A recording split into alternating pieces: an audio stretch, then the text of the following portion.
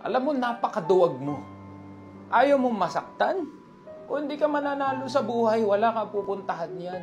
Alam mo ba kung gaano ka-importante ang failure, ang sakit, para humusay ka at gumaling ka sa buhay? Padlock yan ng tagumpay, tatandaan mo. Kasi importante nagkakamali tayo eh. Dahil sumusubok ka, magkakamali ka talaga. Mas matakot ka kung hindi ka nasasaktan.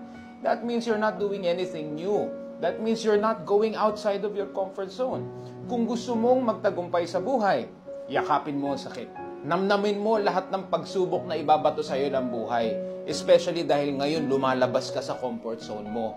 Yakapin mo yan, namnamin mo yan at tanggapin mo ng buong buo. Sabi ko sa iyo, gawin mo yan in a few years, 3, 4, 5 years. Sinasabi ko sa iyo, mag-iiba talaga ang buhay mo.